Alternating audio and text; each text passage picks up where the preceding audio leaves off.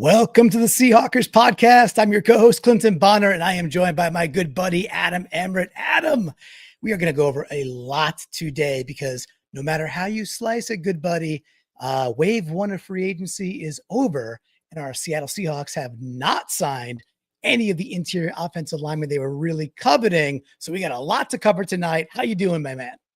Yeah, no, you had suggested that we come on and start talking about a draft pod. And at first, my very initial thought was, well, free agency isn't officially over. Like, there's some other stuff. Like, let's not move on to the draft. And just as you put it, man, the first wave of free agency has come and gone. John Schneider has stuck to his guns about not overpaying. And so he has not. And at that point, then that leaves us now two options to try to fill the two guard spots with competent players. And one is to have either Laumea or Haynes or Bradford develop and be able to take that step. And that's not an impossibility. I think that there's a 50-50 chance that one of those dudes can take the reins by the horn, or the horns by, or the take the bull by the horns, take the horse by the reins, whatever it is. Let's not mix metaphors. And at the end of the day, the other part is the draft. And so we're going to go through some draft stuff. We're going to talk a little bit about some of the stuff that's happened before in the draft concerning the interior offensive line, and if that maybe tells us anything about what a smart strategy or non-smart strategy would be to fix the position. But just before we hop into that, Clinton, so we can fix it by developing our own guys. We can fix it by drafting dudes, and we could fix it through free agency. Of those three tools going forward, which one did you have the most faith in? Faith. Oh, faith is or maybe it was more, what would have been the tool that was the most likely to produce the desired result of a functional, solid starter on the offensive line? I like to buy my guards if I can. I like to buy known quantities on the offensive line when possible. And we'll get into, some news from today as well about some action at the VMAC, where maybe we are buying some other guards too. We got that queued up too.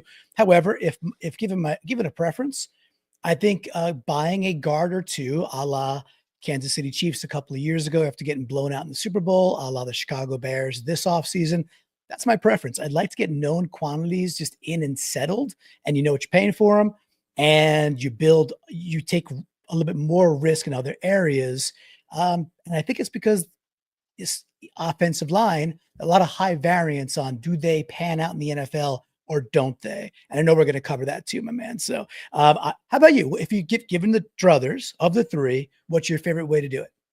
I think if you have a team with a front office that has a track record of relative success in the drafting offensive linemen, then obviously that's the best way to go. We can all agree on that. In terms of player development with the guys that we have, I do think that the Cube's coming in his scheme is going to be helpful to get the best out of the offensive line instead of putting him in the worst position every play as Ryan Grubb's offense did.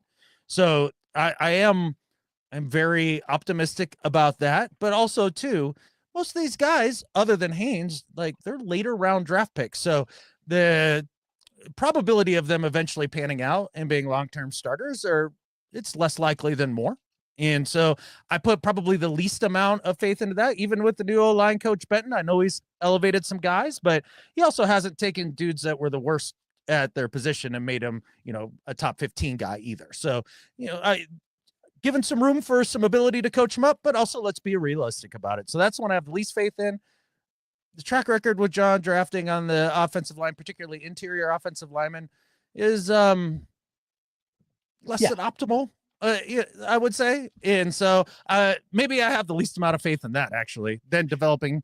And then I thought that free agency is for going back and fixing some of the blind spots you have as a GM. Every GM has them. There's positions they just don't do well. This happens to be one for John. Let's change the MO and go after one. They're gone. Ain't happening. So now we look on to the draft. And even if they sign some of these other guys who are in the second wave, keep in mind that we are now onto the group of dudes in an offensive line needy league that the rest of the league is looking at and being like, I'm not so sure. And they all feel like dudes that could they succeed? Sure. Is it more likely that they're going to succeed or less likely? And we're all these guys are in the less likely tank. And that doesn't mean that you can't sign one, take a risk, all that. But that's just where we are. And so now we get to look at the draft. Yeah, we are going to look at that draft, and I encourage everybody who's out there to stick around because I'm going to have Adam do something towards the tail end. It's a big surprise for him, and I think for the flockers out there that know Adam for a long time, be a big surprise for you. No surprise though, Adam, is we got our Ryan 911, our executive live producer, coming in with the $9.99 super chat saying, "Go Hawks, Ryan, you're the man," over and over and over again. We appreciate it an absolute ton, and we got a lot to cover. So we're going to hop on over to this. And of course, want to remind folks to like and subscribe. It helps so much more than you possibly could imagine. And a couple of big announcements coming up with us today, and some new audiences with us as well that we're super fired up about that we'll get on screen too. So like and subscribe. That is a big, big help. Please do that. And we're going to have our draft party at the Clearwater Casino. First night of the draft, April 24th. We'll also be there April 25th, but the big party will be the 24th. Got some Seahawks legends there. I've got some current Seahawks, and we're going to be live streaming from the Suquamish casinos. Hit that QR code. Join us out there live. That is going to be an absolute blast. And I do want to, before I get to that, I do want to give a special shout out. I'll put this on screen here as well. Actually, let's just go here and put this on screen. This is the first time we are streaming live out to the 12's house out on Facebook. So a little content collaboration, great group of folks out there. So shout out to that entire community, and met them the other day, big fans of each other, and away we go. We are now streaming out to a whole bunch of net new 12s. Adam, does that get you fired up, bud? Oh, absolutely. But yeah, let's get him a little bit of love over there at the 12's house. They've been really kind to us, and I think it's going to be a fun little mini partnership there. So good for them. Let's do it. There you go. So the 12's house on Facebook, there's like 75,000 Seahawks fans out there, 12. So go hang out. Great Facebook group to join. And we are delighted to be collaborating and now live streaming to their page as well as ours. So thank you for that, guys. Very, very much. All right. So we always like putting our posts and our polls out on Facebook. Got a little double dip here for you, Adam. Put this one out earlier today. It's actually up over 200 votes now, but I had to clip it earlier for the show. Basically an 80-20 breakdown. Are you into Teven Jenkins? Yay or nay? And 80-20, 80% saying, yeah, still worth the risk. But you watch some Teven Jenkins tape. These are these second wave guys. What did you see about Teven? So Teven Jenkins being signed as what? Oh, let's call it the Mekhi Becton or less contract. So 2 years, 20 mil. Okay. To be what? Well, potentially your left guard. Potentially. Your starting left guard that you need to hang your hat on game in, game out? No. All these are with the caveat of you're still going to draft the way you're going to go draft. You know, we have a lot of draft capital. There's a lot. We're going to go over it tonight. There's a lot of interior offensive linemen. So you're getting a dude. He may be your starter. He may not be, but you're going to get another piece. I'm going to go with out. And the only reason I'm going to say this is that I think if we go ahead and bring him in, even if it's a nice deal, one that you're talking about, I wouldn't be pissed off about the money. But one, the injuries, like it's bad. Like his injury history is bad. I mean, it just always hurt. And you're going to see the statistic a lot that he played in 14 games last year. And then if you dig a little deeper into it, he only finished like 6 or 7 throughout the year. So not a guy who has ever put together a full season, and to rely on him as your starter terrifies me. As a high level backup, absolutely. That'd be amazing. The other part about it is if you do pay him that contract and you bring him in, I fear that gives John Schneider cover to not do what he genuinely needs to do in the upcoming draft. And so that's the bigger element of it to me. But I would say no, but I can understand where people are yes, because they're like, it's dude, when he's good, he's good. Yeah. And I'd rather take that risk. I understand. I think that the likelihood that his body doesn't give up on him is fairly low, and no fault of his. Health is a part of talent. That's the way I view it. Well, we got Ryan here on the screen. A new member joined the other day out here on YouTube. Thank you, Ryan. We certainly don't forget, saying disappointed tonight that you were hoping to hear of a signing of Teven Jenkins. Hey, man, you're with basically 80% of the flockers out there who wanted the same thing. I'd be into it for the sake that I do think he has upside. And it's not just like upside that hasn't been proven. It's when he's on the field. Bears fans mostly are like, hey, when he's healthy, he's been pretty good. He's been pretty good to quite good. A second round pick. And, he kind of looks out there, right? And he moves quite well. And he's a good scheme fit wide zone wise. With all that being said, health is certainly the biggest concern. We'll see. We'll see if he does get there. The other thing on screen I have bottom right is an old video. When I say old, about 2 weeks ago, Adam, we put this one out maybe a month ago. This was our all 22, the Kubiak attack after Kubiak was named OC. We reviewed that game in detail where Spencer Rattler led them back, and we were looking at a bunch of plays. The reason I put that there is because while Teven Jenkins seems like he wasn't at the VMAC today, Lucas Patrick was at the VMAC today. So Saints guard, just a wily old vet, comes on in. Now, how about Lucas Patrick? Before we get to the draft picks, what do you think about Lucas Patrick as a plug and play, maybe Lakin upgrade? Again, you're still going to draft the way you draft, but a dude in the room who might up level the whole. What do you think?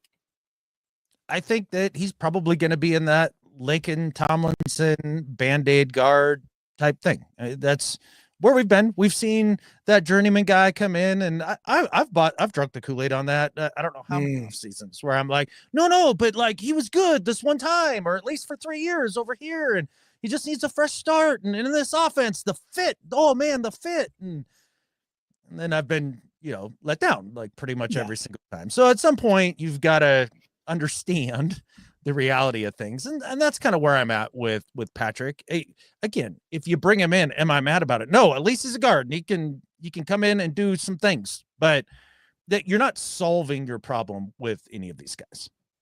Yeah. So we got Corey saying, I think he means to say Lucas Patrick is better for that role. Well, thank you, Corey.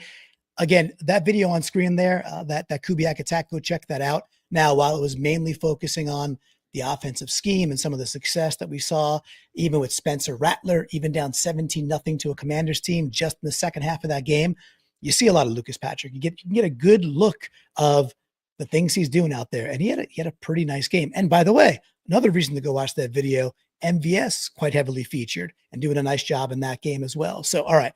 So that was kind of the news roundup as well, because one player to the VMAC, one player to not. But the rumors are that Teven Jenkins will still make his way in for his time there. So, all right, let's mosey on and let's see. Okay, so tonight's episode we talked about, we're going to call this one On Guard. We're going to look at 9 or 10 realistic options for our Seattle Seahawks given our draft position. So to do so, Adam, I think the best thing we could do first and foremost is, all right, recap real quickly that currently we hold 5 picks within the first 92 in a draft that is said to be really top 100 deep. So of this, day 2, right now we have 4 picks.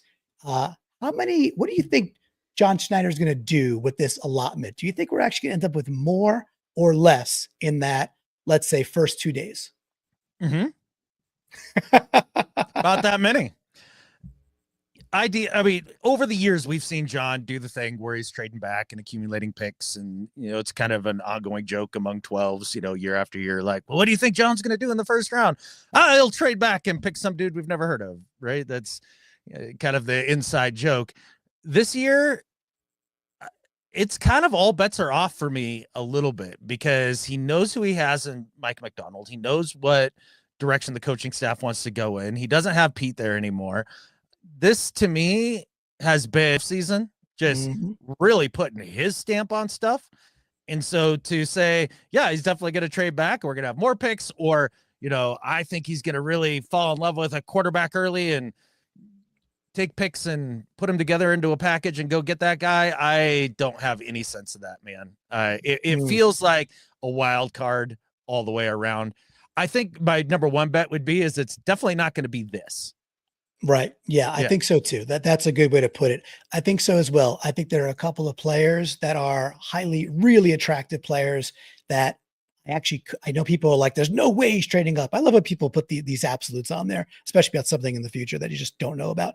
Like, for instance, last year at this time, there was no way Byron Murphy was falling to 16. There was just no way. There was no way Bo Nix and Michael Penix were making it into the first round. There was just no way.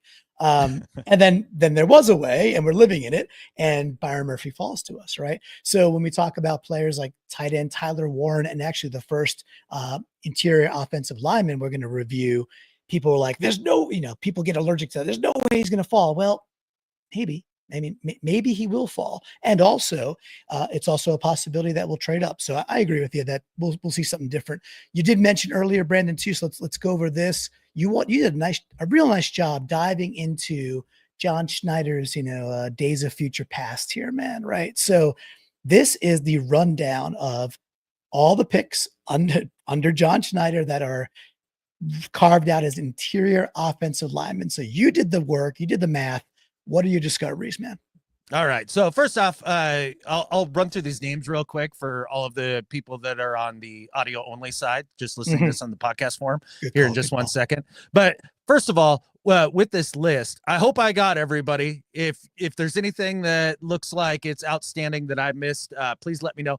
Also, these aren't necessarily guards that are players that had guard or center next to their name when they were drafted. Some guys like round 1, James Carpenter, he was drafted as a tackle, played tackle for an entire year, his rookie year. Well, not the entire year, he got hurt, but he finished out as a guard pretty much the rest of his career. So that's what I'm looking at. Guys who ended up playing on the interior, not necessarily drafted there, and what that history looks like.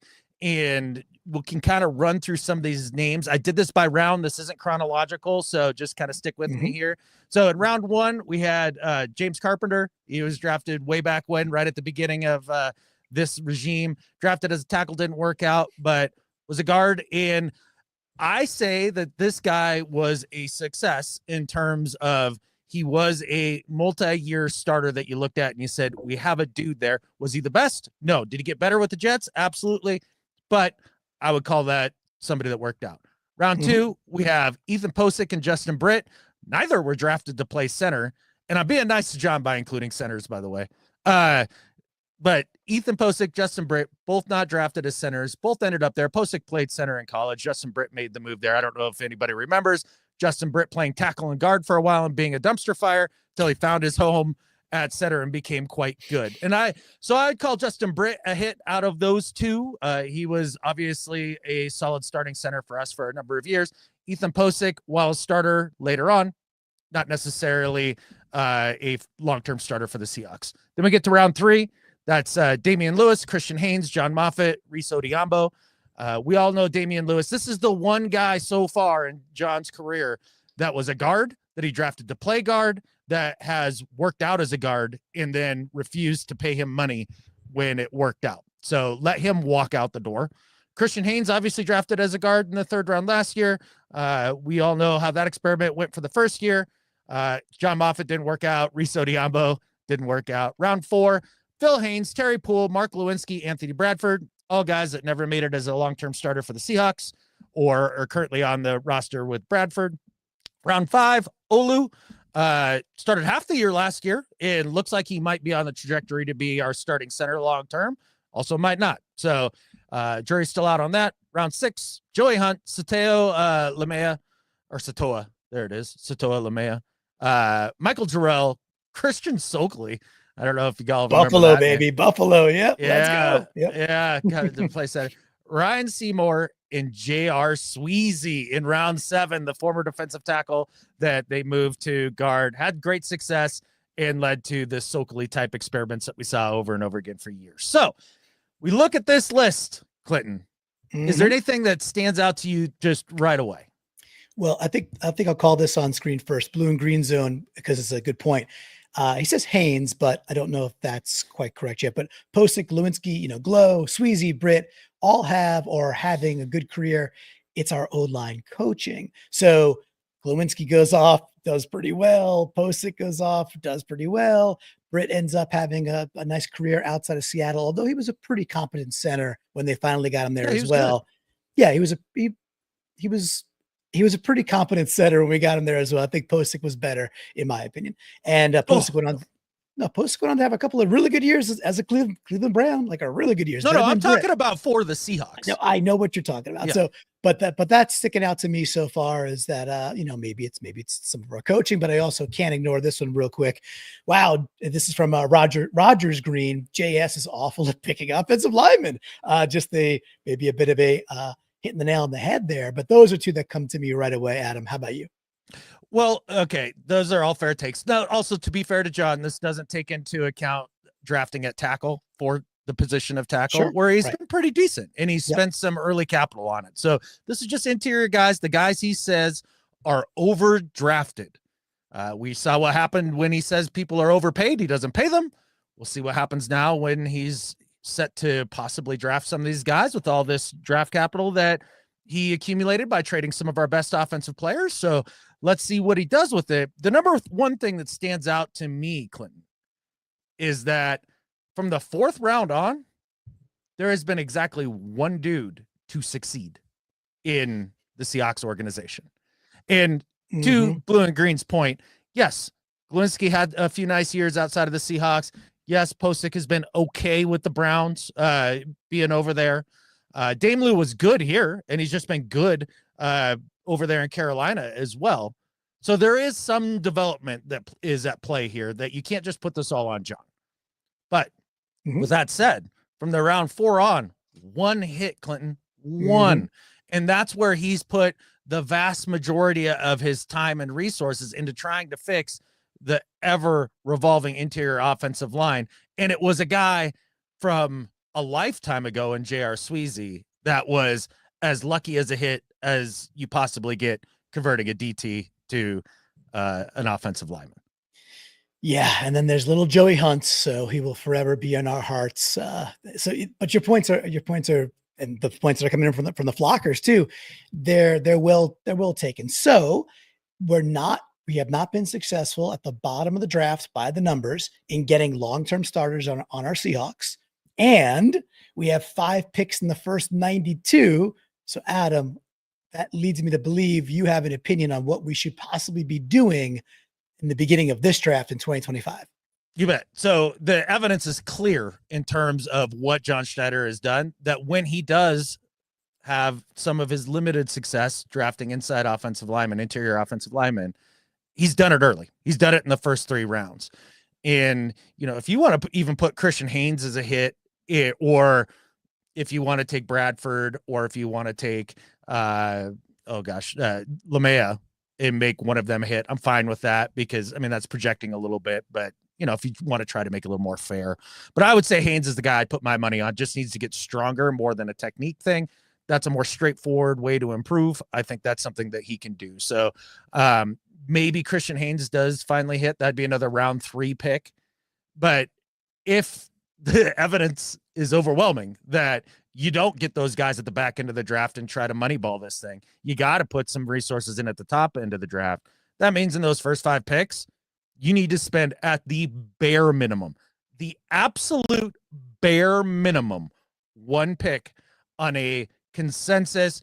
Everybody in the league, not John Schneider and his staff, everybody in the league looks at it, goes, that's a pretty good bet to be good at a guard, because they're not good at evaluating that. That's something that we just know.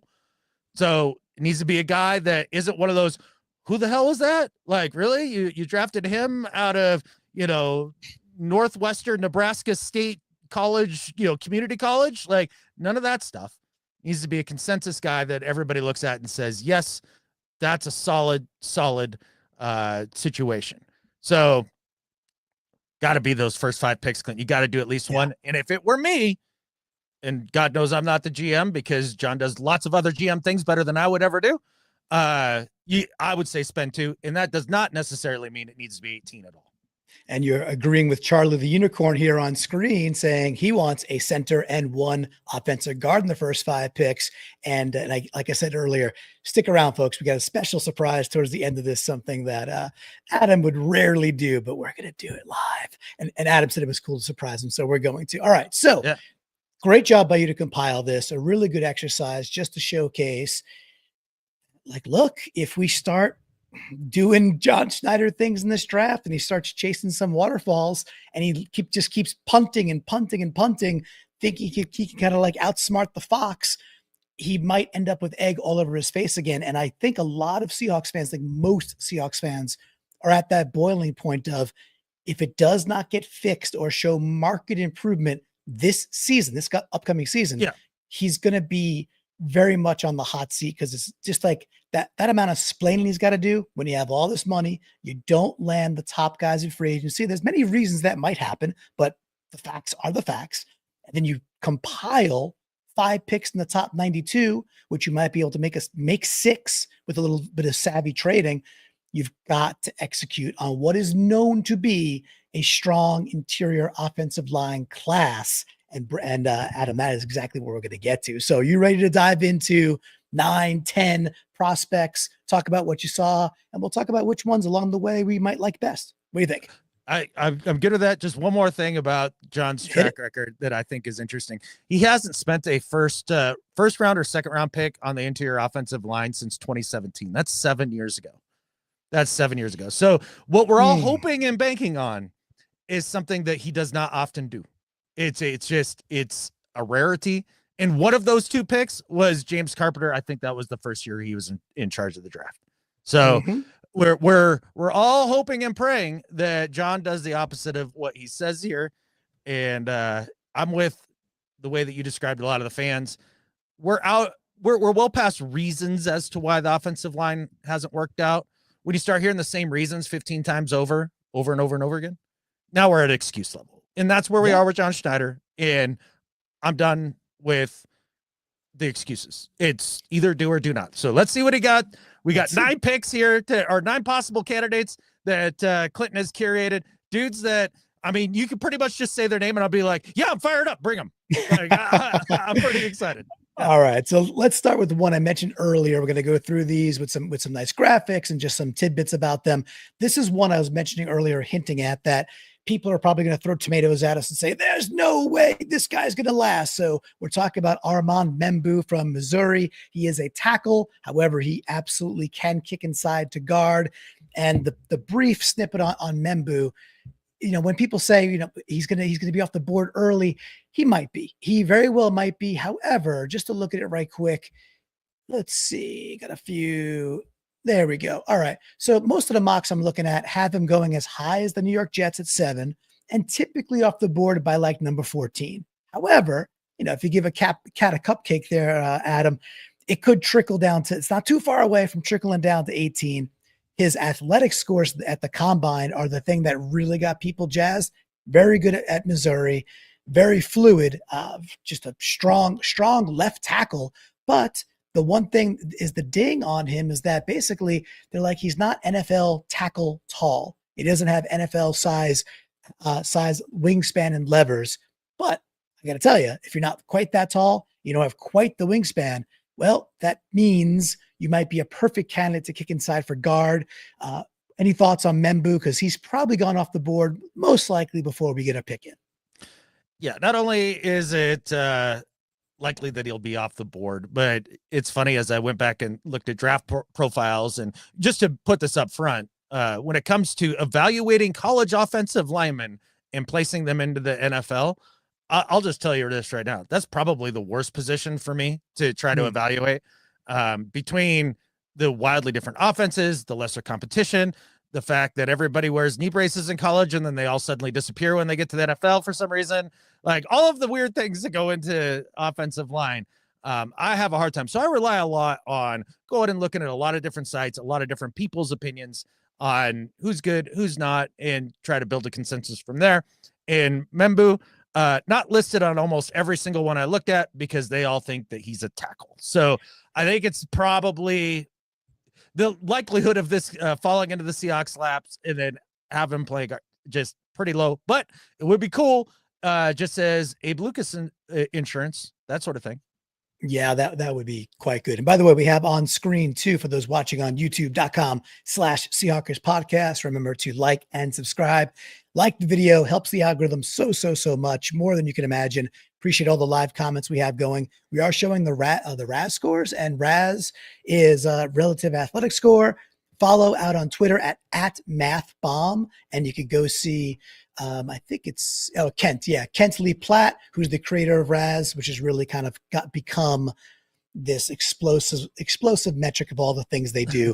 So, the thing is they have the qualifier they don't, because some people don't do some of the things. But in this case, he gets, like, Membu has this amazing score and he gets dinged because he's not tall enough, right? But he has this amazing score, jumps out the building at this weight, 6'4", 332, and running like a 4.9 140 with an amazing 10-yard split. Wow. Clearly a really athletic dude. Okay, 2 questions. One, is Raz the new Spark? Because remember when that was the big athletic score? Yeah. I mean, how many of these newfangled like athletic score? Like, I'll take Raz seriously in about 15 years if it sticks around. How about that? Okay. Fair enough. Raz is, Raz having a moment. Let's put it that way. That's great. What was there was one, last year or the year before? It wasn't the Wonderlic. It was the other test for quarterbacks, and CJ Stroud failed it, and everybody's like, oh my gosh. It's just this every year with these things, but that's fine. Also, why are you doing your boy Membu like this? Like, that's the best picture you can find of him. Like, it looks like he's being tased. Like, why? Well, if from the combine, if you want, he ran this unbelievable 4.91, which is the second fastest for interior offensive lineman. We'll cover the guy who beat him a little bit later, but he was also like the loudest. He was the Monica Seles of running the 40. So he was screaming. That's on him. All right, let's flip over to another dude. Not as in rhythm as Monica used to be too. Okay. So another tackle that has a great guard projection, big school guy, Texas, Kelvin Banks Jr. Again, great on the Raz stuff. 6'4", 320. Couple notes on Kelvin Banks.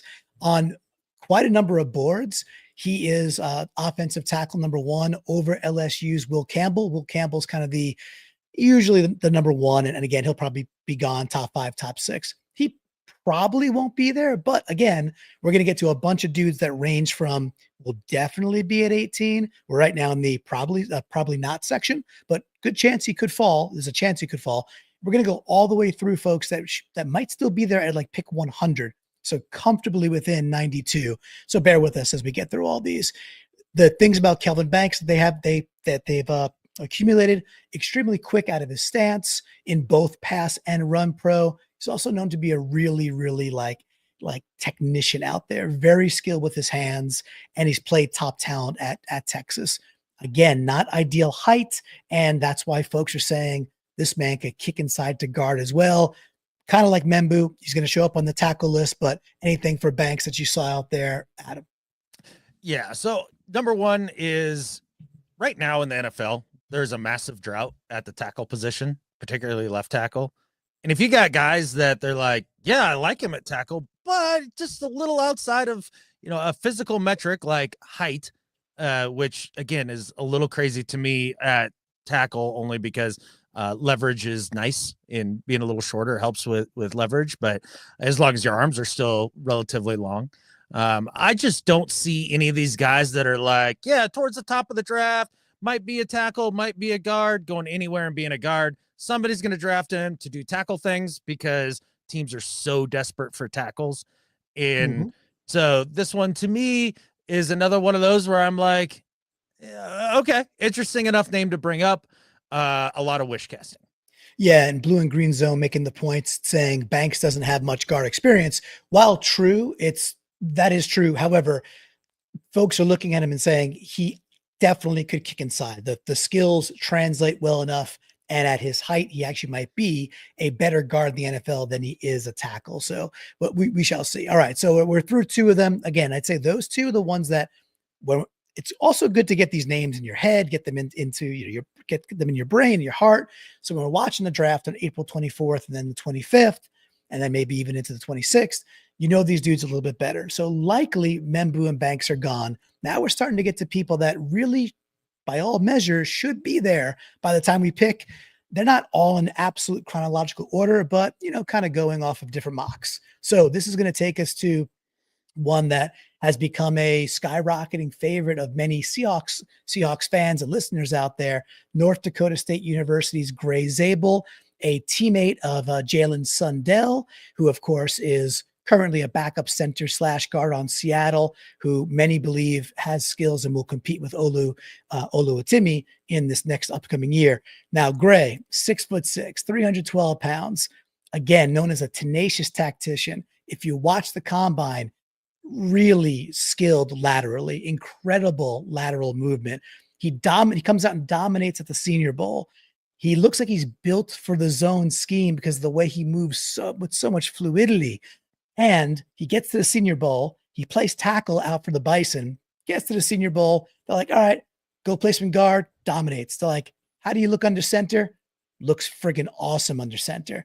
The one big caveat, Adam, and I know there's some flockers in our Discord that are like waving that red flag that they don't want a North Dakota State University guy because they didn't play top talent. However, how do you feel about Gray Zabel and I guess his versatility for our Seahawks? I'm less interested in versatility in these guys as I am just having a spot. Because how many times have we done this where we brought in guys and it's like, well, he can play a little tackle, he can play a little guard, and he can play a little center. He can, he can be right side, he can be left side, all that. And it's like, well, that's cool. And you need a couple of those guys, but can he do any of it well? In that, so that's something that I'm less interested in this draft in versatility. But what I do like is that when we sat down with Cam Miller, the quarterback from North Dakota State at the Shrine Bowl, just a couple days before the Senior Bowl, and we asked him, which guy to look for off of his team that he thought was like surefire, could make it happen in the NFL. He didn't hesitate for a beat. It was Gray Zabel. And to hear him perform at a high level at the Senior Bowl, which I do think matters, really does put a feather in his cap. I do think because of his size, just 6'6", 6'5", 315-ish, somewhere in there. He's not a huge dude, but usually in that outside zone thing, you need some guys that can move pretty well. And we all know that that's going to be a staple of this offense in some form or another. I think he'd fit well that way. And in terms of him being from a small school, does that worry me? If he played wide receiver, yes. If he played quarterback, yes. If he played linebacker, yes. If he played literally any other position on the field, yes. Because the difference in talent as far as athleticism is huge at those other positions. In terms of just flat out athleticism at the guard position, the difference isn't huge. It's just about strengths and smarts and technique and all of that for the most part. Got to have a certain bar of talent, but that worries me less at the guard position because of that. Yeah, and I think he absolutely smashes through that athleticism barrier for sure. Just turn on his combine and go watch him do the lateral movement, and every coach fawning, being like, "That's how you do that." Pointing to every other person out there, which are some folks that went to much larger schools. Great comment here from the Comic Binge saying, I get nervous for North Dakota schools out of my prejudice from being from North Dakota. And Charlie, the unicorn, asked about his power. Definitely powerful enough, right? So he's still plenty strong, and in a wide zone scheme that Kubiak is going to run over and over and over again, agility, your ability to work in space, and your technique are a little bit more important than how many times you could put up the 225. They just are. And he's plenty strong, which is to answer it, Charlie. But great question. All right, so taking us through Gray Zabel, loving all the comments. Great stuff. Keep them coming in. We'll do our best to get them all on, especially as we crank through. Here is many people's favorite, and I've got 2 slides for Tyler Booker because I've got some stuff to chat about behind this. But Tyler Booker, this is your big school. This guy is a guard. He's a guard's guard. Height, 6'5", 321 pounds. Look, he's at Alabama, so the tape and the competition, they just don't lie. He's playing top-level talent. He's got huge arms, big wingspan. He's known as an elite pass protector, violent in the pulling game. Then you look at scheme fit, Adam, and that's where some of the worries come in around Booker about getting to the second level with purpose, and then just some of the limited agility. And actually, before I pass it to you, I do want to put, comparatively, like, what is Raz good for? Well, he either had a bad day at the combine, or he is just simply not the athlete that some of these other folks are. The Raz score being at the 4.9 level, where Membu or others are at the above 9, right? So according to this metric, quote unquote, double the athlete. So what does it mean here? Like at 4.83 or 4.93 means that he's below the average bear since they've been taking metrics at the combine in the things he tested in, which is basically everything. So that's a concern for people if he's a zone scheme guy and the athleticism might be average, saying, is that a first rounder? Is you pick 18? However, Adam, the eyes might be telling you something different. What'd you see with Booker? I just love the physicality of this player. And I understand we're going to be a primarily zone scheme team, but that doesn't mean that you don't do all the other things as well.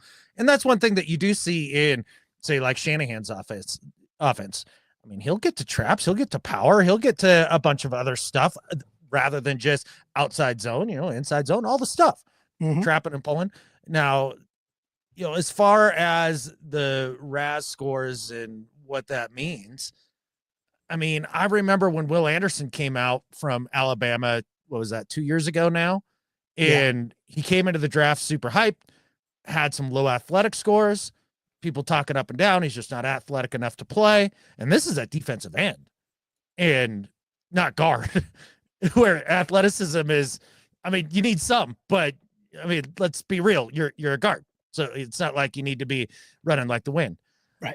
And Will Anderson came in and dominated. So I think some of these athleticism scores for interior players, what helps maybe with twitchy explosive stuff in terms of being able to get out and, run 15 steps to the left and try to pin a tight end to get the outside zone going. I don't know that means that he can't do this at all. So, one of the things that I love about, I'm sure what we're going to get into here, is there's some guys that are from the same school on this list. And it's like, okay, well, can I have both of them? So we have that continuity coming in too. And the Alabama guys are like that for me. Yeah, very possible that we could. That we're definitely going to look at a certain school later that we're going to triple dip with this certain school later. And folks might be like, oh, I know what school you're talking about. So I think the big thing with Booker is I think you can get a little too cute by depending on the analytics around a RAS score is what it boils down for me. And fans since 76 put it on screen here says, would rather have a football player than the quote unquote athlete with potential. Now, I think anybody we've shown so far is beyond that characterization. I think they're all really good football players and all bound for the first round so far. I just think that if you put on the tape and he's doing this at Alabama, there's a darn good chance he could be a highly successful guard in the NFL. And that's all it boils down to. Now, again, they'll make their choices and we'll see what happens. But almost every single mock draft, Tyler Booker is available at 18. And so is Gray Zabel. So there's some interesting things that'll be coming about there. All right, let's mosey on to some other folks now, Adam. This starts to get into the area that these are heck of players, most of them from big schools, big programs. And now you're getting into probably not happening in the first round. And we're starting to look at second round talent. So the first guy I got on the screen here is Donovan Jackson, tackle guard from Ohio State University, three-time first team all Big Ten. Now he was a guard most of the time. Dude gets hurt, kicks out the tackle down the stretch in the CFB playoff, plays immaculate football against the top talent at tackle as he kicked out there. And he did really, really well. NFL strength and anchor, high football IQ. And he's known to be extremely smart about diagnosing the complexity that an NFL defense can throw at him. That all sounds great. The one knock I could find is like, oh, there's room for technical refinement. Okay, but I guess where isn't there? What did you see from Donovan Jackson? So one of the things you hear Mike talk about a lot, and it has now bled into what Kubiak says and to what John Schneider says, is they want smart, tough, and reliable players. And the number one thing that jumps off the screen to me, and when I watch a little bit of it, and what you put on here, is the elite IQ and diagnosing skills.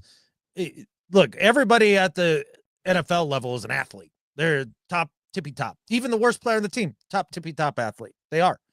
What really separates is the mental side of the game. So knowing that, absolutely. So smart, 3 times first team, all Big Ten, Big Ten's a big time conference, 3 times #1 team, first team.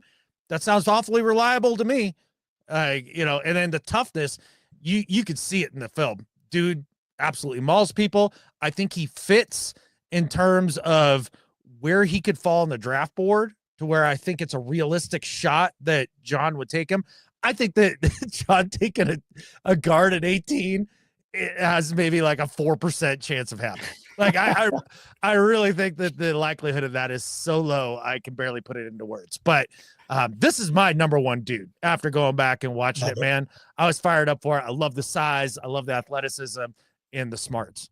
Yeah. So let's park there for a second too, because I saw a comment earlier. I can't get to all of them, but thank you all for putting these in. They're awesome. And there was one earlier that said at 18, you got to go BPA. I forget who that was. You could shout it out if you remember who you were. And I don't know, man, like maybe you got to go BPA, being best player available. But if you really like a guy and he solves a problem, like if you're sitting there going, okay, I think Donovan Jackson is going to be a 10-year starter at guard, and we could plug and play him. Now, I'm not saying you put him in an 18. I'm saying maybe you trade back a little bit, knowing that there's 3 or 4 guards you would take that you'd be super happy with.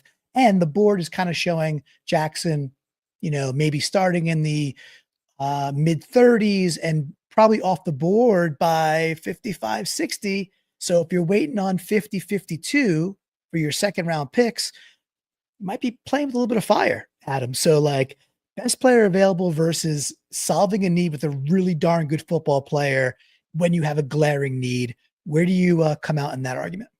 Yeah. So the whole BPA thing, that's one of those that I have a large disagreement with a lot of the analytics people. I think that when it comes to the first round, especially that first, because every year there's 10 legit first round picks to 20 legit first round picks. And so if you're picking in there and it happens to be a year, then yes, you just draft the best person available. But John Schneider has put himself, because he has created the problem for himself that the offensive line is terrible on the interior, and kicked the can down the road so many times that there comes a point that when you have to draft somebody higher than maybe you would because of value that they all get obsessed over, rather than being obsessed over a long-term starter that is an answer at the biggest problem on your team. I think that's far more important than what value that you get or don't get at the top of the draft at this point. A lot of people will call that panicking or being desperate. At some point, is it just not called addressing a desperate need? Like it's like you have to have this for the offense to function, and we can't screw around with it anymore. And so, yeah, if I get a BPA excuse out of John right out of the first round, like it's going to frustrate me a little bit, because there comes a point that you've got to fix your failures by taking a bigger swing. And again, there's so many dudes that we're going through them in this episode here. There's so many guys that might be considered their top guy. And so who knows, their board might have Donovan Jackson quite high up there, being like, that's a first round grade talent. And again, really cool to see that a lot of folks from the flock that are listening right now are definitely into Donovan Jackson. Going to mosey to our next guy. This is a guy that a lot of folks like, and I got his RAS scores after this too. This is Jonah Savanea. He's from University of Arizona. Again, look at his height. He's out there playing tackle in Arizona. Good competition, 6'4", 324, known as a strong pass protector. Kind of elite hand fighting skills, which I think is pretty cool. Quick with his stance. Good to get to the second level. He had a great combine as well athletically, and he's been really strong against some top competition. One of the downsides to Savanea at this point is sometimes he can get bull rushed. So he could have anchor issues. He can get pushed back into the pocket. That's tough, but played a lot of tackle. But again, projecting to be a guard in the NFL. Many people saying, hey, he's probably going to be moved inside. And then I'll just throw this up there before I toss it to you. Also, very strong showing athletically. And again, getting dinged because of his height. Okay. Make that a guard, and this score rises that much more because that's a perfectly cromulent guard height. Did you see some stuff from Sabanea that got you excited at him? Yeah, look, anytime that I see somebody with Pacific Islander heritage or from the Pacific Islands themselves out there in the trenches, like number one, you're like, oh, this guy's gonna be awesome. Because they always are. They're like a little like Lamea. Like he's one of the guys I have a bunch of faith in because I do love you give me 5 Pacific Islanders on the offensive line, and you're gonna have yourself a extremely good group. So, I mean, that stood out. I was like, yeah, I love that. And then also the hand fighting stuff. Yeah, he's violent with his hands. He does have athleticism. About the bull rush stuff. What's his height? 6'4"? Okay, so he's not like extra tall. So No. probably could be something that he could figure out going forward. That doesn't seem like something that's impossible to get cleaned up. If they did draft a guy like this, I certainly wouldn't complain. Where is he projected to go? I'm not seeing him on my draft list here. Yeah. So again, because he's out there as a tackle, so he gets like a little bit of a ding as a tackle, but then you're like, oh, maybe he's one of the better guards out there. So he is probably post 50, as Zach is calling out on screen here. So maybe, it could be late second round, so mid to late second round, early third round, maybe all the way through like halfway through the third round. That's kind of, but really a day 2 prospect at this point, and someone who's climbing some boards. His combine also helping him a bit because he just performed really, really well, which is super cool. Well, nice. I also, with the comment here from Vipe saying that we don't often agree, which we never do, saying that I'm 10,000% right or 100,000% right on this. The apocalypse is here, folks. Go get your preps. The world is ending. Me and Vipe agree on something, and it's awesome. So appreciate that, buddy. Yeah, I believe he was giving you those kudos and your flowers when you were going through when BPA can be the wrong path for a team. It's not like it's always wrong. He did a nice job of laying that out, but it can be wrong when you, like you said, keep kicking the can on something that you can fix readily. And again, we're going to go into that because we got 5 picks in the first 92 because we made some pretty savvy moves. Got to give credit where due. All right, here's a beefy boy. Here's some just straight up. This is the mullet man himself, Georgia guard, Tate Ratledge, University of Georgia. You see him on screen if you're watching youtube.com/Seahawkers podcast. A reminder, please like and subscribe. The like goes so far. Comment when the video is done being live as well. That drives the algorithm banana in a really cool way. And share this with 12 other 12s because we love doing this. We want to do this basically forever and for our life. So at 6'6", 308 pounds, playing up and against the top talent in the collegiate world, he is known to be that kind of nasty, that big nasty, heavy hands, hit you and you feel it. Great, whereas just previously, Jonah could have some issues with a bull rush every now and again. Not Tate Ratledge. He'll stand there, he'll take it. You're not going anywhere. But you look at this guy and go, all right, well, what kind of athlete could he be? Well, let's go to the RAS score. He is actually an incredibly elite athlete. This guy at 6'6" is running a sub. I don't believe it. I see the picture on the screen, Clinton. There is no way that this dude isn't a fantastic athlete. No way. I know, right? This guy loves him some mud bogs and keggers and shooting guns and blowing stuff up with dynamite, like just like me. Like, so I know I've met this guy 1,000 times when I've been down south. Like these guys never run fast. Actually, video evidence, which I don't believe is a deep fake, of this guy running a sub 540 with an incredible 10-yard split, which again, if folks are not like used to that kind of, we all know what a 40-yard dash is at this point. But when you talk about guards and interior offensive linemen, it's like, okay, nobody's running 40 yards unless, of course, they're Leo Williams taking it back 92 yards to the house. I was there for that live. That was amazing. But they're not running, interior offensive linemen are rarely running 40 yards straight in a line. However, so that's why the 10-yard split is really important when evaluating how quick can they be, especially when you're looking at how do they move laterally, and then how fast are they in that 10-yard split when you are a wide zone team. So pedigree, great school, killer athleticism. He looks the way he looks, Sean Scotchman saying, there we go. Nasty and looks like attitude. He is rising up the board again. Second round pick, third round pick.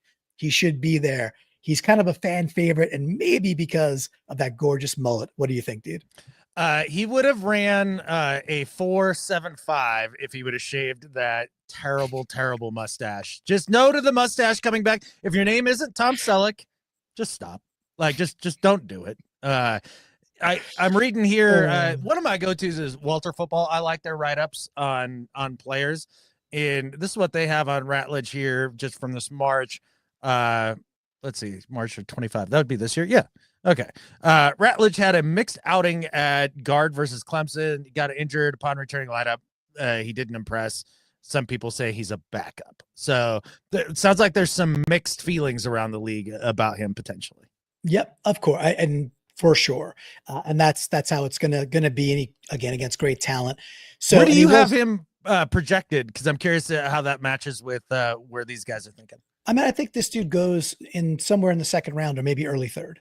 And I think it's a mix of the pedigree, where he played, how he performed in the combine. He has enough tape out there that this guy seems to be, for many, you put him in and he's at least a floor NFL guard, and he might actually be, quite a plus player as well. So okay, that's yeah, where he's at. I mean, they've got him ranked somewhere and projected between rounds 4 and 6. Yeah, he's not lasting to 4 and 6. Now, could it be third rounder, maybe fourth rounder, maybe early fourth, maybe. But again, with how interior offensive line is needed, I think this guy's off the board somewhere before the 100th pick. We'll see. Okay.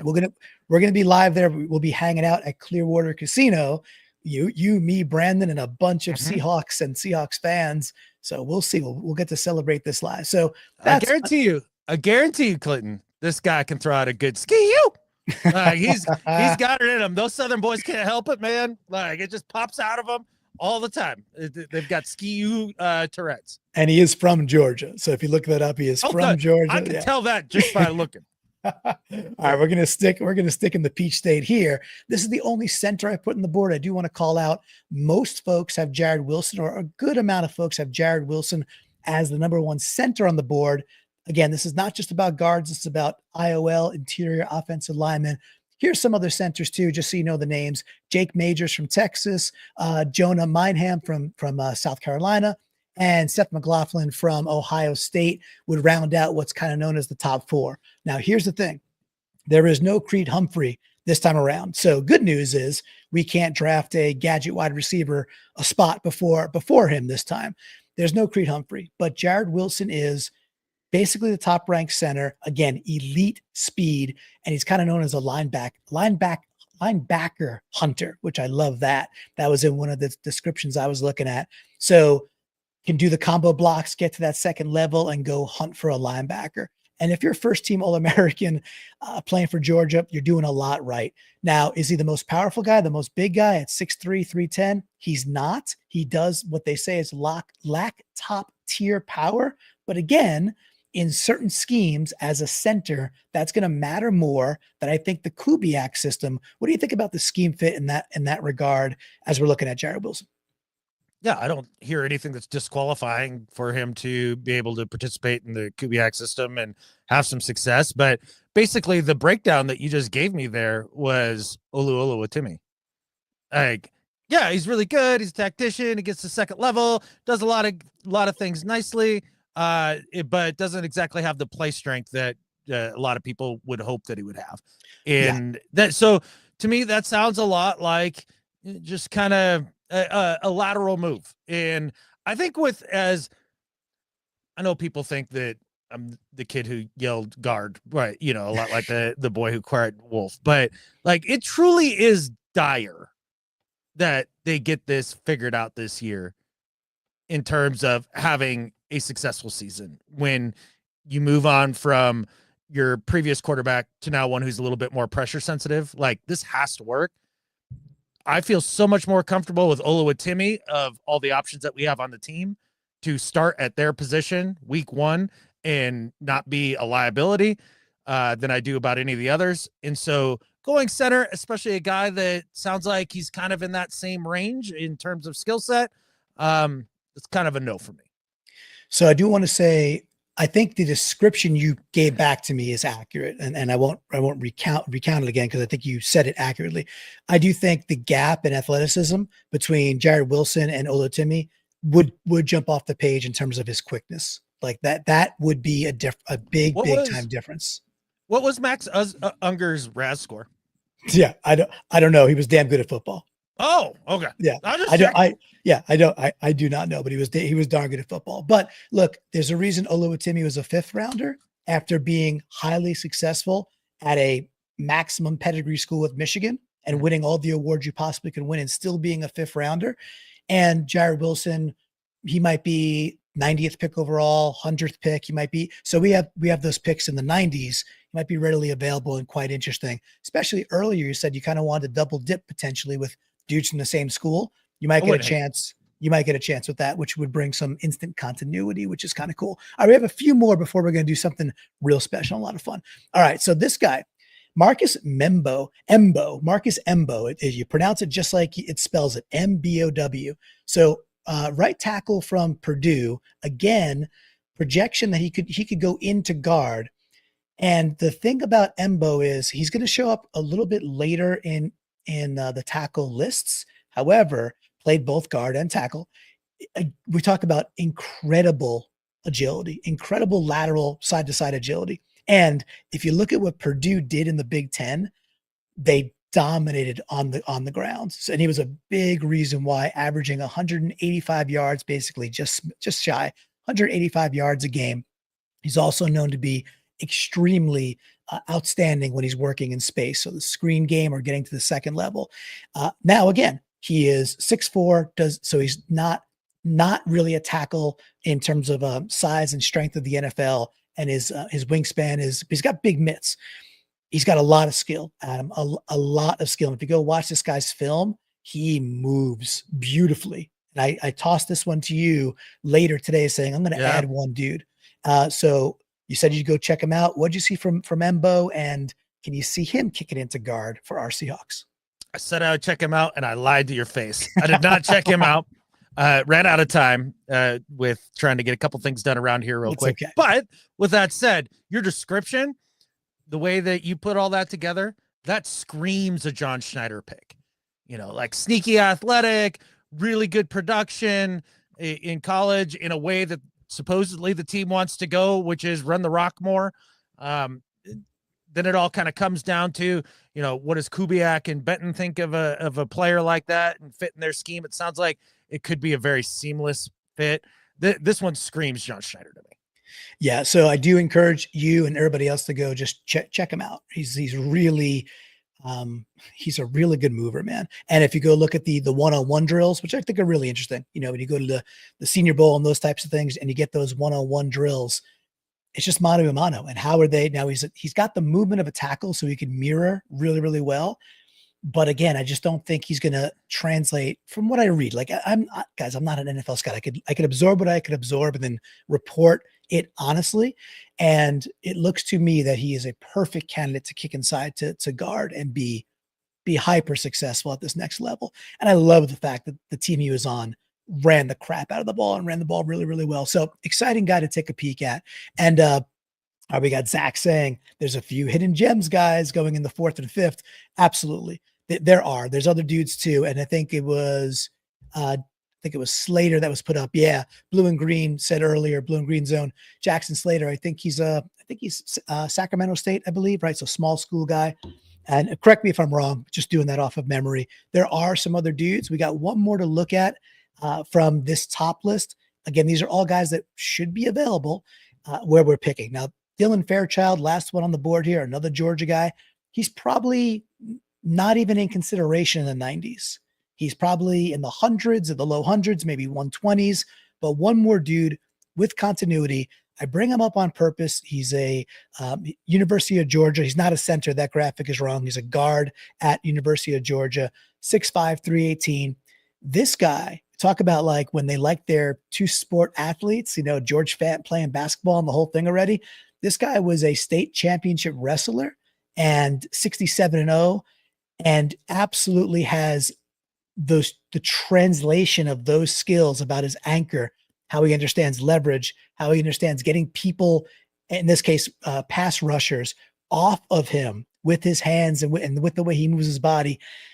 It's a little bit more raw, Adam. He hasn't had that much experience at the high level, so a little less experienced, so he can get overextended and aggressive. But what's your take on the dude who is an outstanding athlete and is a state level champion who has never lost a wrestling match? How do you think that translates? Yeah. Well, first, I wanted to respond to the last comment too. Yeah, sure. I'm sure there are guys that are exciting in the 4th and 5th, 6th round, but as we talked about at the early part of the show, we did look at it. That just doesn't fly in Seattle with John Schneider at the helm. Like, it just the success hasn't been there. If we want to continue drafting guards all the way down the draft board, like, fine by me. Like, I'm good with it. Like, let's fix the foundation of this thing. Yeah. But that's kind of why we're looking at some of the top tier guys, I think, more, because I do think if you're looking for somebody that has is more likely to succeed than fail, you're going to have to get them early. And of all the guys that you talked about, this is the one that it sounds like in a lot of ways has the least amount of experience. I think that's the part that that scares me a little bit, because let's be real, with the way that free agency has gone, we're looking for starters in the draft. We're not looking for developmental guys. We've got developmental guys. I mean, we've got Bradford, we got Lamia, we've got Haynes. Like, those are all guys that I'm sure, let's develop them. Let's do that. I'm looking for guys that I'm going, you know what? They can go day one. Now, big caveat with that is, anytime you give me offensive lineman's a former wrestler and he kicked ass as a former wrestler, like, yeah, give me that guy all day. That's what it is. That's what the job is. So some pluses and minuses to this one. Yeah, I agree with all that. And I think where we started with Membu being like highly unlikely, the most unlikely he's there at 18. We'd probably have to trade up for him, and I don't think we're trading up for what will be a tackle, maybe kick him into guard. That's the most unlikely that way. Fairchild is not projected to go in the first 3 rounds. So this is projected to be a day 4 guy. Wanted to throw a little bit of that flavor in there, where you could still take a flyer with the right school and less experience, but still like 24 something games, right? So so he's worked his way up there. And I too am a sucker for, if you're that good of a wrestler, if you're that strong in that sport, I do think it translates extremely well to interior O-line play, because we've seen that before as well. So, all right, Adam, we went through, I think that was 10 or 11 players there, certainly 9 or 10. And that was a good exercise. Really, really cool. So yeah, good job. Good job by you. The one thing you never do, which I'm going to ask you to do live, is, hey man, hey flock, let's do a quick 3-round, just 3 rounds. Oh, gross. Okay. 3-round mock draft. Of all the things I could ask you, this is the one I knew you'd be like, oh, but you said earlier that I could spring it on you. So you still cool? Yes. Yeah. No, I'm cool with it. Like, I'm down to do it. Yeah. Okay. All right. We're gonna do it. Perfect. 3 rounds?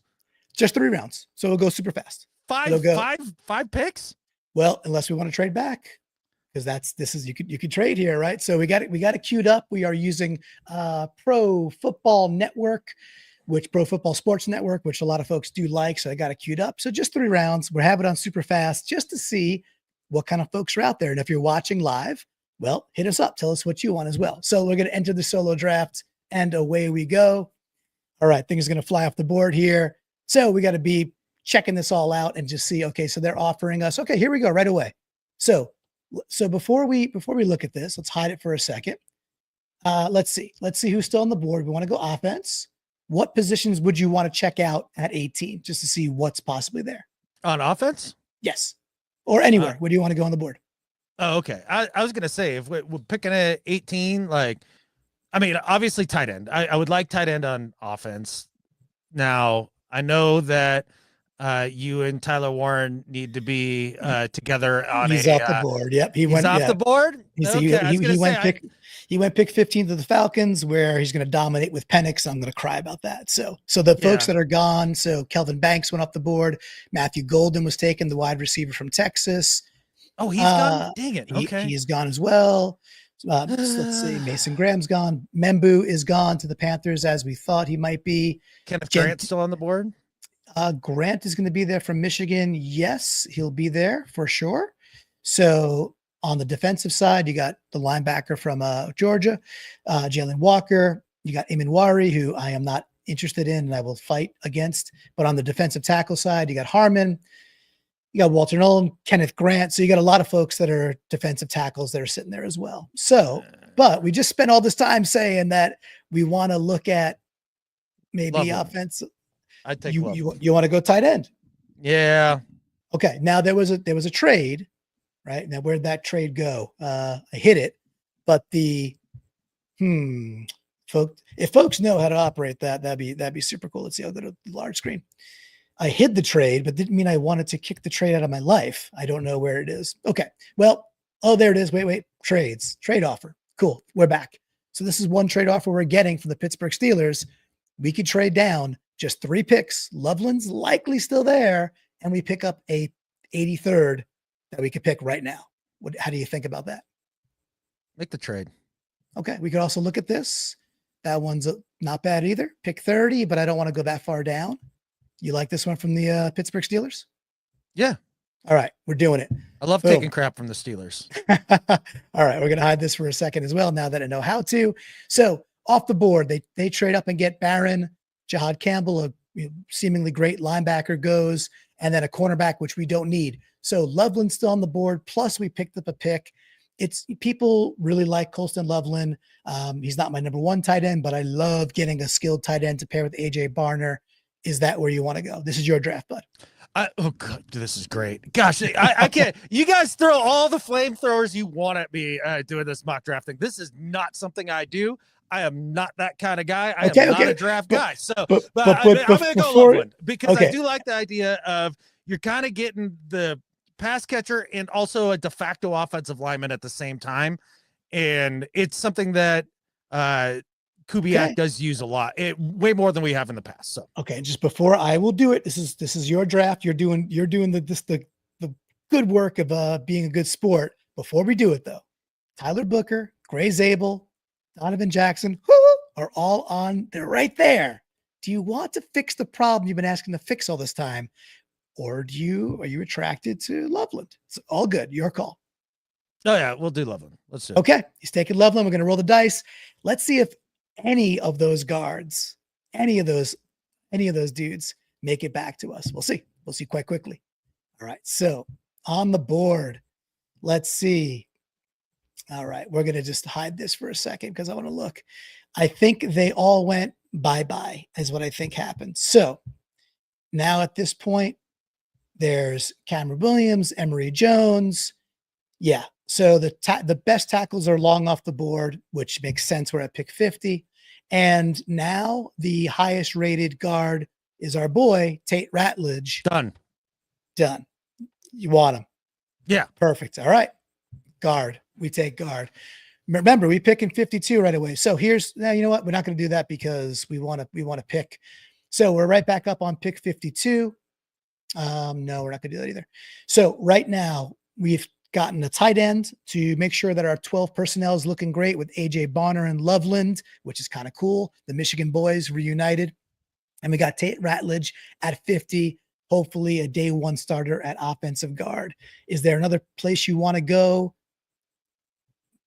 Position wise. By the way, I want to make sure we have 6 picks in the first 30 rounds now because of that trade back. I want to make sure we get at least 2 interior offensive linemen. That's my one rule that I'm going to put in here. Yeah. So where do you want to whoever the consensus best next interior offensive lineman is, they just do that. I don't care. Okay. So at that point, you'd be looking at picking up Dylan Fairchild and pairing him. That was the wrestler. Yeah, we're in. Do it. Okay. All right. Okay. Doing that. Right. We got it. So we do end up with two Georgia boys that way, which is a lot of fun. Yep. All right. So a lot of picks off the board. We're going to deny these for the sake of just moving it forward. Now we got back-to-back picks here, 82, cool. 83. So we got 2 guards from Georgia. Not bad. And we got a highly coveted tight end from Michigan. Is there a place you want to go at between 82 and 83, back-to-back, belly to belly? What are you thinking? What do we got for defensive tackles? Let's see. let's see. Our DTs. Oh, I got to go to defense. That would help. All right. So defensive tackles. Oh, this guy's a hot commodity right now. This guy's getting a lot of love. Okay. Omar Norman Lott. And look who's here too. We got our boy CJ West. We're taking CJ West because I spoke with CJ West. I saw him at the Shrine Bowl in person. He dominated. I love the dude's personality and work ethic. Now, am I a draft expert? Am I making wise choices? Probably not. Like I said, feel free to flame me in the comments, but I'm taking CJ West. I don't care. Well, I think the other part too is like, hey, look, for anybody that's playing along at home, just if you don't like CJ West, then whatever, but you like the concept of taking defensive tackle here. Well, we have to, there you go. Right. So we need a dude to play like the zero. Right. Right. And we do. I don't know that CJ West is that guy, but like, I like the guy. He was unblockable at Trent. We're taking him because it's your draft, buddy, and you got to talk to CJ West, and we have that out on the YouTube channel. He's a good dude. All right, and again, I think Norman Lott would likely be people would like, yeah, he's a really good dude. It's all good. That's a guy you could take. We're taking CJ West because it's fun. Pick 83. Look, maybe we would in real life, but let's just say nah for now and nah for now. Okay, we're right up on the clock again. So again, we've gotten 2 guards, a defensive tackle, and a really strong tight end. Do you have any interest in trying to shop for the quarterback of the future? No, and hell no. Okay. Again, your draft. So yeah, well, the logic being this is that the way the contract is structured with Sam Darnold, you can get out in a year. So if that's the case, and we hit on Sam, and he happens to be even better than Geno, then great. Then we just stick with Sam Darnold, and we can draft a guy next year later in the draft when the class is deeper in quarterback, so you're more likely to hit later in the draft. But this year in a weak quarterback draft, there's a bunch of dudes that if you squint at, you go, maybe. But I ain't wasting a draft pick here when I can make a pick that everybody's going to hate more than anything. But he's my draft crest. I don't care. I love running the rock. We need a fullback. We're going with the Scattaboo. I don't care where he's at. I don't care where he's projected to. But that dude's a difference maker on a team. He is a attitude type player. And with the injuries we've had over the years at running back, I'm doing it. And besides the fact that it's well within range at this point, right? First and foremost. So there's this is a very strong, there's quite a number of running backs as well. So the other thing about Scattaboo too, is I think folks have to at least put in their brain. I think he absolutely could come in some of those 21 packages, and he could play halfback, fullback. He could do those things. He could be your lead fullback in many occasions and go up and just smash people, and then be, like, look, people were clamoring for Juszczyk. Like, we should sign Juszczyk. I'm like, he's 32.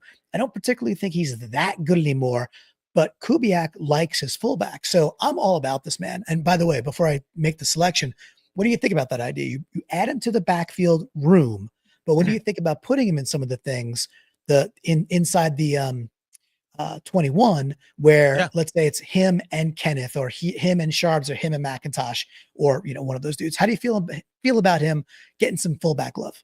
There's no world in which you can convince me that he's not Tom Rathman again. There you go. All right. So Scattaboo is ours. We're going to deny this pick because we just want to make sure we have our picks so we can close out. So I think we've done pretty darn great so far. We have not taken a wide receiver yet. We have not sniffed a quarterback. Now we're at 92. We've filled our quota of 2 interior offensive linemen. Does not mean we can't take another one or look at a center, because there are those, by the way, besides Jared Wilson, those are the top 3 centers still on the board that I said, besides Wilson, will be the next dudes to go. So if you're interested in getting some competition for Olu and potentially Jalen Sundell, that's interesting. Let's see if we look, maybe some swing tackles available. I'm not sure we need to do that. We have not taken a wide receiver yet. These are some names that excite a lot of different folks. You might not know some of them just yet, but any positions you'd like to address? Never wide receiver, especially in this draft when there's not a lot of wide receivers in it. And we've already, sounds like we might sign a third one now in free agency, and Michael, with Gallup coming in for a visit. Yeah, and 0 interior offensive linemen. So no, it's kind of just out of spite at this point that I'm not going to take a wide receiver. But look, I think the next thing I would go to, I'm a trenches dude, man.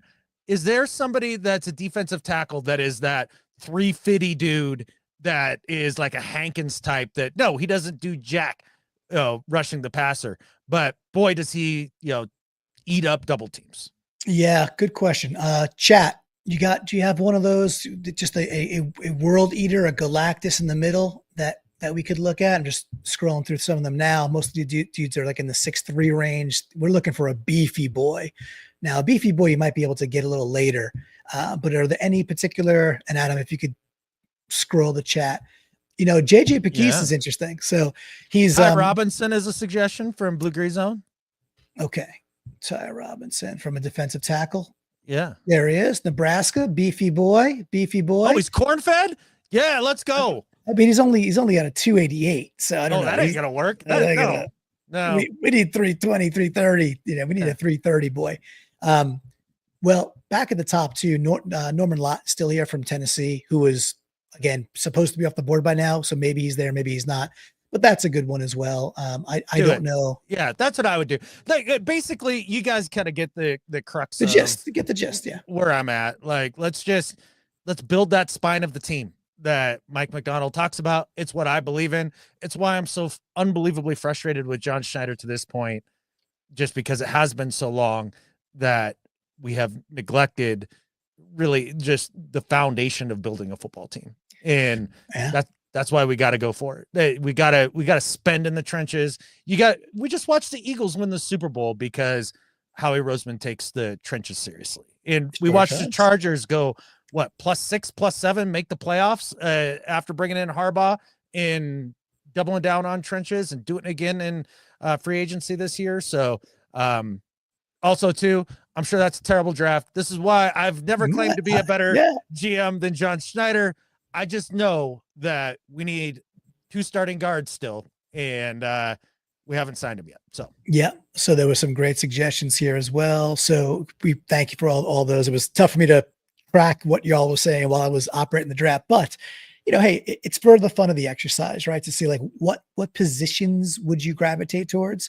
So Adam, remember we traded back. We still got what some believe is tight end 1. I think some are wrong. I think it's Tyler Warren by a bit, but Colston Loveland is a very good tight end. And again, love that program. That's a pro style offense. I think he fits right in. Then we go back to back with our Georgia boys, a 50-52, pick up 2 guards, remembering we probably don't need both to be starters, but if we get one of them to be a high caliber starter this year, we solved a major problem. So I kind of love the double dip there. We take CJ West because again, we like the guy and he's a beefy boy in the middle. We end up getting Norman Lott anyway. So in your mind, if you want to flip flop those, because that might be more the reality of where they go, then do that. That's totally fine. And you still get your toy. You still got Scatterboo. Yeah. So, I mean, I think people should grade this being probably your first and maybe your last mock draft. But Adam, I mean, if this was our first 6 picks, I'd be sitting there being like, dude, I think we did pretty well. I think we upgraded our team in some significant ways. So I wonder what the flockers out there in chat think of your rendition. But I hope you had some fun with it, man. Thanks for playing along. Yeah, it was stressful. But I did want to talk to Zach. Like, hey, man, I've said it in this show that if I were to bet on one of the 3 guys on the roster to make the jump and be good, Haynes would be my guess. But, to say we only need 1 starting guard definitively, I mean, it's a 50-50 shot if Haynes becomes a real starter at this point. Well, I also want to chime in. It's also a 50-50 shot or so.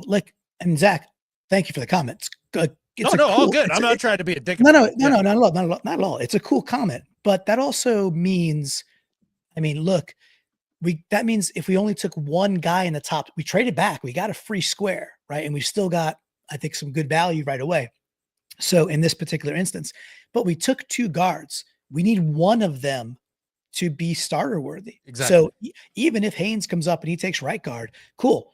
In this scenario, we need Ratledge or Fairchild. And if they're both good and they kick Haynes out, well, then so be it. And I went to UConn. I'm a UConn guy. So, and for me to say that, but so I think doubling down at the biggest position of need when there is a lot of variance from the college game to the pro game, I don't hate it whatsoever. And the exercise was to take two within the first 3 rounds, 2 interior offensive linemen. That was kind of the rules we dictated. But great comment. I hope folks, really enjoyed that. So we got folks saying it's fun, not pretty solid, not bad, but with the exclamation point. So that means you guys are too nice and are excellent liars. I appreciate it very much because I can't put into words how much that's outside of my wheelhouse. Like this is the time of year where we get to draft analysis outside of quarterbacks, which I'm randomly good at. Like the rest of it, this is just not like, just let me know when the guys are on the team.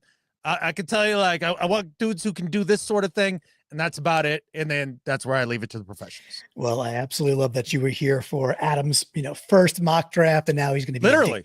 Yeah, I know. I have never done that before in my life. Never. And you performed admirably, and we're gonna keep on performing admirably. We're gonna be live out at the Clearwater Casino out in Suquamish, Washington. Hit that QR code. Really cool party going on.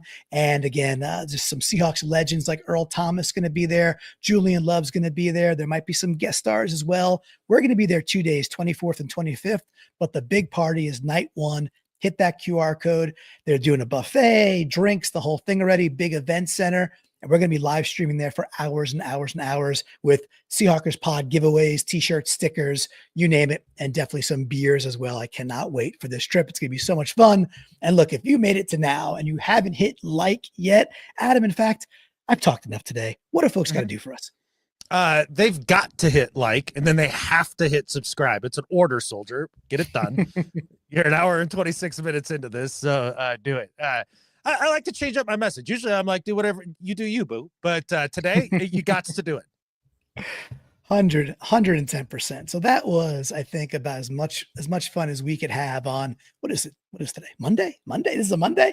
I think about as much fun as we could have on a Monday night as we are entering wave 2 of free agency. Wave 1 was turbulence with all the trades and all the maneuvers and bringing in some big stars, bringing in some dudes that we got to see if they're over the hill or can continue to perform and stay healthy. And we have a lot of flexibility. So let's see how it all pans out. Teven Jennings, Lucas Patrick, then all this capital we have in this draft. Adam, that was a blast, my man. And I feel I'm not going to be able to go to bed. It's like midnight my time over here on the East Coast. And I am. It surely is. You got me absolutely fired up for these next couple of weeks, dude. Hey man, it's gonna the draft party. That's gonna be more fun than people should be allowed to have. The show. Yeah. This is a goodbye. You. Thank you for putting all the time and effort into rounding up those draft picks. Hope you all enjoyed it. And we're gonna get 2 guards in the draft, Clinton. We're gonna get 2 guards in the draft, Adam. Yeah. And I think with that, there's only one thing left to say. Go Hawks. Go Hawks.